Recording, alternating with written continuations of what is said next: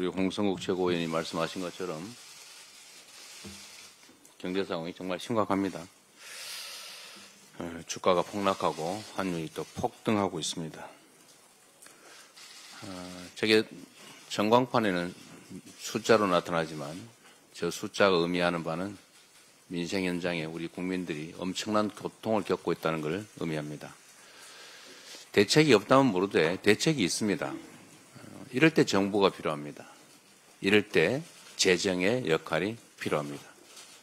대체 뭘 하는지 모르겠습니다. 지금 몇 달째 이러고 있어요.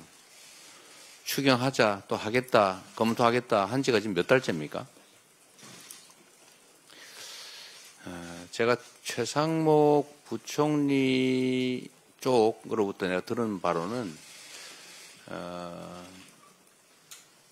재정 조기 집행을 해보고 1분기 지난 다음에 추경을 뭐 해보겠다는 얘기를 제가 1월 달쯤에 들었어요.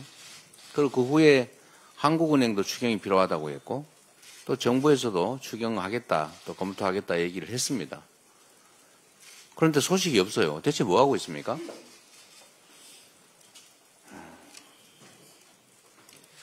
국민들의 고통에 대한 공감이 없는 거겠죠. 모르는 거겠죠. 그냥 숫자만 쳐다보니까 아무것도 아니겠죠. 또 국민의힘도 마찬가지입니다. 지금 전 세계가 미국의 자국 중심주의 통상 정책 때문에 경제적으로 심각한 상황을 맞고 있습니다. 우리 대한민국 경제도 말할 게 없죠. 정부가 대응을 못하면 국회라도 대응을 해야 됩니다. 국회에 통상 대응 특위라도 만들어서 의원 외교라도 하자. 국회의원들이라도 좀 공식적인 활동을 해보자고 하는데 왜 안 합니까? 이재명이 말했기 때문에 하기 싫습니까? 너무 유치하잖아요. 본인들이 대안을 내세요, 그러면. 우리가 전폭적으로 지지하겠습니다. 지원하겠습니다. 협력할 테니. 뭐 안을 좀 내세요. 이제는 여당도 아니지만 어쨌든 연이 있는 한때 여당 아닙니까? 여전히 정부의 영향력이 있잖아요. 그러면 대책을 내십시오. 아니 대책은 내지 않고 우리가 하자면 무조건 반대하고 뭐 어쩌자는 거예요. 이 나라가 우리 국민의힘 정치인들의 놀이터입니까? 국민들이 저렇게 고통스러워하고 경제가 망가지는 거 보이지 않습니까? 정말 한심합니다. 아직도 반성을 안 하고 있어요. 지난 3년 동안 국민이 맡긴 권력과 국민이 낸 세금으로 대통령 놀이하고 권력 노름하다가 나라를 이렇게 망치고 국민들한테 쫓겨나고도 여전히 정신을 못 차리고 있어요. 지금 내란 수계 헌재에서 파면당했는데 그 내란 수계를 여전히 끌어안고 같이 가겠다는 겁니까? 왜 제재하지 않습니까? 혼이라도 내는 척 해야 될 거 아닙니까? 제명하시고 앞으로 반성해서 국민을 위한 정당이 되겠다고 하세요. 그래야 길이 열리지 않습니까? 그게 국민에게도 국가에게도 좋습니다. 본인들에게도 좋지요. 그냥 매달려서 어쩌자는 건지 정말로 이해가 안 됩니다. 개헌 얘기 지금 또 하고 있습니다. 제가 전에 말씀드렸습니다. 개헌 필요하죠. 대한민국은 이 5년 단임제라고 하는 이 기형적 제도 때문에 대통령이 취임한 직후부터 레임덕이 시작됩니다. 재평가받을 기회도 없기 때문에 국정의 안정성이 없어요. 그래서 4년 중임제로 바꾸자. 전 국민들이 다 공감하지 않습니까? 동의합니다. 필요하죠. 또 때만 되면 국민의힘도 한 얘기가 있습니다. 5.18 광주 정신, 광주 민주화 운동의 정신을 헌법 전문에 넣자. 몇 년째 말만 하고 있어요. 네, 이번에는 할 수 있겠죠. 그런데 문제는 지금은 정말 내란 종식이 먼저입니다. 국가체제를 유지하는데 시스템, 우리 모든 국민들이 공감한 민주주의 제도, 이 제도를 잘 유지, 발전시켜야 됩니다. 그런데 군사 쿠데타를 통해서 국가 권력의 최고 정점에 있는 대통령이 국민을 향해서 총뿌리를 겨누고 대한민국의 헌정 질서를 통째로 파괴했습니다. 민주주의를 위협했지요. 국민들의 힘으로 간신히 복구하는 중입니다.